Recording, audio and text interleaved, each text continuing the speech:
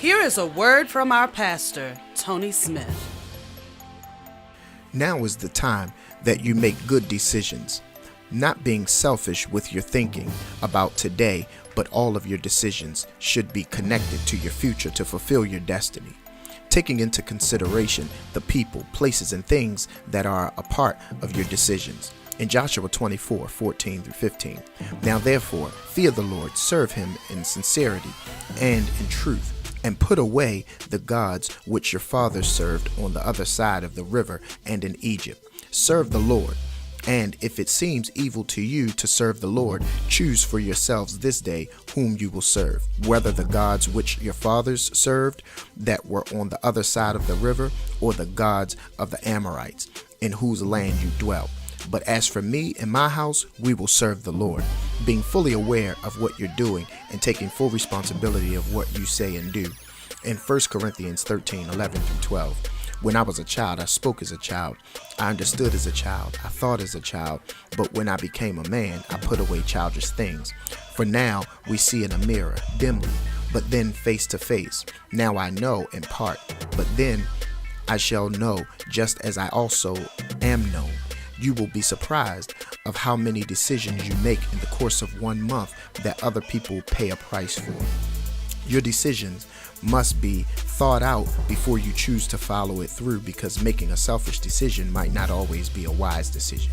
It can have the potential to affect everyone that is connected to you. Sometimes a selfish decision can be damaging to your responsibility. It can take years for you to recover. How many times you may have purchased something without thinking about your responsibility, but after you have purchased it, then your responsibilities become out of place from the decision you made. You need someone to help you put your responsibility back in place, affecting that person's livelihood by the selfish decision you made. Can you see how your decision can travel down into other people's lives by not thinking about the future?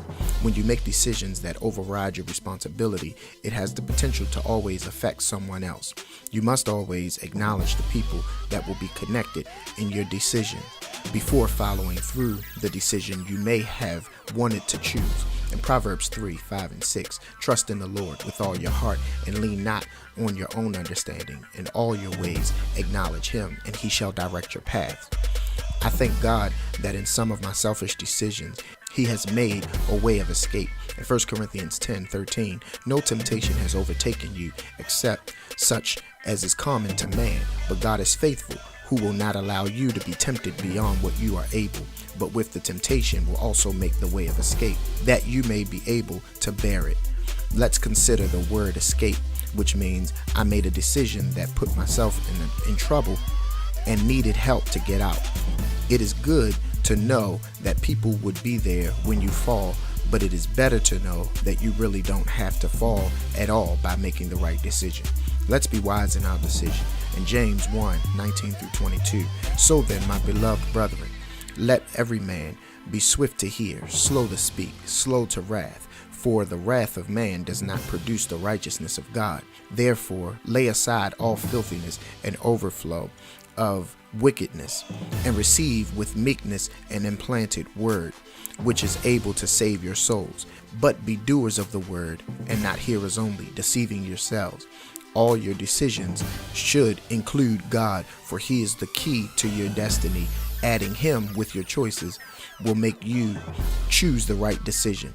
In Romans 8:28, and we know that all things work together for good to those who love God, to those who are the called according to his purpose.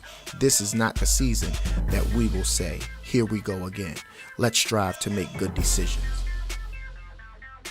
A message from PTS. Have a victorious day.